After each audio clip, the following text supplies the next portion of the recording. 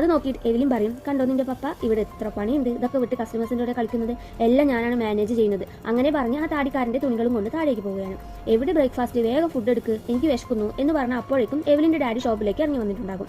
അപ്പോൾ എവലിൻ ഡാഡിക്ക് ജോയെ ഇൻട്രൊഡ്യൂസ് ചെയ്ത് കൊടുക്കും. കാരണം അന്നാണല്ലോ പുള്ളിക്കാരൻ അങ്ങോട്ട് വന്നിരിക്കുന്നത്. ജോയ് അവരോട് ചൈനീസ് ലാംഗ്വേജ് സംസാരിക്കുമ്പോൾ എവലിൻ്റെ ഡാഡി പറയും, നീ ദയവായിട്ട് ചൈനീസ് മാത്രം സംസാരിക്കുന്നത്, ഭയങ്കര മോശമാണ് നിന്റെ ചൈനീസ് എന്ന്. പിന്നെ ജോയ് അവളുടെ ഗേൾ ഫ്രണ്ടിനെ ഇൻട്രൊഡ്യൂസ് ചെയ്ത് കൊടുക്കുകയാണ്.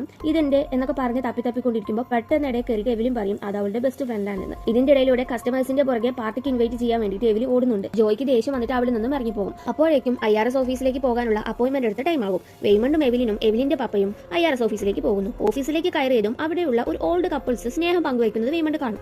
ഈ വയസ്സിലും അവർ എന്ത് സ്നേഹമായിട്ടാ, തനിക്കൊന്നും അങ്ങനെ ഇല്ലല്ലോ എന്ന ചിന്തയിൽ വെയ്മണ്ട് എവലിനെ നോക്കുന്നുണ്ട്. അങ്ങനെ അവരെ ലിഫ്റ്റിൽ കയറുകയാണ്. ലിഫ്റ്റ് മൂവ് ആവാൻ തുടങ്ങിയതും വെയ്മണ്ടിന്റെ ബോഡി ലാംഗ്വേജ് മാറും. പെട്ടെന്ന് വെയ്മണ്ട് അവന്റെ ബാഗിൽ നിന്നും ഒരു കുട എടുത്തിട്ട് അവിടെയുള്ള CCTV ക്യാമറ മറക്കുന്ന പോലെ പിടിക്കും. എന്നിട്ട് എവലിനോട് നമ്മളൊരു പ്രശ്നത്തിലാണ്, ഈ കുട പിടിക്കുക എന്ന് പറഞ്ഞിട്ട് കുട എവലിന്റെ കയ്യിൽ കൊടുത്തു. അവളുടെ ചെവിയിൽ ഒരു ഹെഡ്സെറ്റ് പോലത്തെ സാധനം വെക്കും. അത് അവളുടെ ഹെഡ് സ്കാൻ ചെയ്യുന്ന പോലെ കാണിക്കുന്നുണ്ട്. അപ്പോൾ തന്നെ വെയ്മണ്ടിന്റെ കയ്യിലുണ്ടായിരുന്ന പേപ്പറിൽ എന്തൊക്കെയോ അവൻ എഴുതുന്നുണ്ട്. ആ സ്കാൻ ചെയ്തുകൊണ്ടിരിക്കുമ്പോൾ എവലിന് ഇതുവരെ തന്റെ ലൈഫ് എങ്ങനെയാണ് എന്നത് ഒരു നിമിഷം കൊണ്ട് മൈൻഡിൽ വരികയാണ്. എവലിന്റെ അച്ഛന് ആൺകുട്ടികൾ വേണമെന്നായിരിക്കും, പക്ഷേ പെൺകുട്ടി ആയതുകൊണ്ട് വലിയ ഇമ്പോർട്ടൻസ് ഒന്നും അവൾക്ക് കൊടുത്തിട്ടുണ്ടാവില്ല.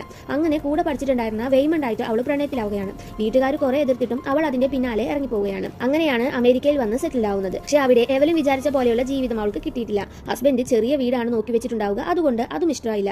എന്നാൽ ബിസിനസ് വലുതാകുമെന്ന് കരുതി അവിടെ പോയി നോക്കുമ്പോൾ പഴയ ഒരു ലോണ്ടറി ഷോപ്പ് വാങ്ങി ഇതൊക്കെ നമ്മുടെയാണെന്ന് പറയും. അങ്ങനെ അവൾ ഒരിക്കലും അക്സെപ്റ്റ് ചെയ്യാത്ത ഒരു ലൈഫ് ജീവിച്ചുകൊണ്ടിരിക്കുമ്പോൾ അവൾ പ്രഗ്നന്റ് ആവുകയും ചെയ്യും. പിന്നെ അങ്ങനെ അവൾ ലൈഫിനോട് അഡ്ജസ്റ്റ് ആയി ജീവിക്കുകയും ചെയ്യുന്നു. ഇതിന്റെ ഇടയിലൂടെ എവലിന്റെ അമ്മ മരിച്ചത് കൊണ്ട് അവളുടെ അച്ഛനും അങ്ങോട്ട് താമസിക്കാൻ വരുന്നു. അങ്ങനെ അവളുടെ ഫുൾ ഫ്ലാഷ് ബാക്ക് അവിടെ കാണിക്കുന്നുണ്ട്. എവലിന് ഒന്നും മനസ്സിലാവുന്നില്ല, എന്ത് ഇവിടെ നടക്കുന്നത് എന്ന് ചോദിക്കുമ്പോൾ ഞാൻ പറയുന്നത് ശ്രദ്ധിക്കണം, നീ ഇവിടെ നിന്ന് മുകളിൽ പോയതും റൈറ്റ് സൈഡിൽ ഒരു ടോയ്ലറ്റ് ഉണ്ടാകും. നിനക്ക് ആവശ്യമായ കാര്യങ്ങൾ അറിയണമെങ്കിൽ നീ അങ്ങോട്ട് വായോ, അല്ലെങ്കിൽ നിന്റെ ഓഡിറ്ററുടെ അടുത്ത് പോയിക്കോ, നിന്റെ നോർമൽ ലൈഫ് നിനക്കും ജീവിക്കാം. എനിക്ക് കൂടുതൽ സമയം ഇവിടെ നിൽക്കാൻ പറ്റില്ല. ഇനി ഇതിനെക്കുറിച്ച് നിന്റെ ഹസ്ബൻഡിനോട് ചോദിക്കാൻ നിൽക്കണ്ട, അവനിക്ക് ഒന്നും അറിയില്ല എന്ന് പറഞ്ഞ് പഴയ പോലെ അവളുടെ ഹസ്ബൻഡ് നിന്ന സ്ഥലത്തേക്ക് പോയി നിൽക്കും. അടുത്ത സെക്കൻഡ് തന്നെ അവളുടെ ഹസ്ബൻഡ് പഴയ പോലെ ആവും. ഇത്ര പെട്ടെന്ന് എത്തിയോ എന്നൊക്കെ ചോദിച്ച് വെയ്മണ്ട് ലിഫ്റ്റിൽ നിന്ന് ഇറങ്ങും. ഇറങ്ങിയതും എവലിൻ അവിടുന്ന് റൈറ്റ് സൈഡിലേക്ക് നോക്കുമ്പോൾ അയാൾ പറഞ്ഞ പോലെ അവിടെ ഒരു ടോയ്ലറ്റ് കാണും. അതിനുശേഷം അവർ ഓഡിറ്ററെ കാണാൻ പോകും. ഈ യെല്ലോ ഡ്രസ് ഇട്ട ലേഡിയാണ് ഓഡിറ്റർ. അവർ ബില്ലൊക്കെ നോക്കിയിട്ട് ഇതൊന്നും ശരിയല്ലല്ലോ, എന്താ ഈ കാട്ടി വെച്ചിരിക്കുന്നത് എന്നൊക്കെ ചോദിക്കും. ഇന്നാണ് ലാസ്റ്റ് ഡേറ്റ്, ഇന്ന് തന്നെ ഇതെല്ലാം സബ്മിറ്റ് ചെയ്തേ പറ്റൂ എന്നൊക്കെ എവലിനോട് പറയും.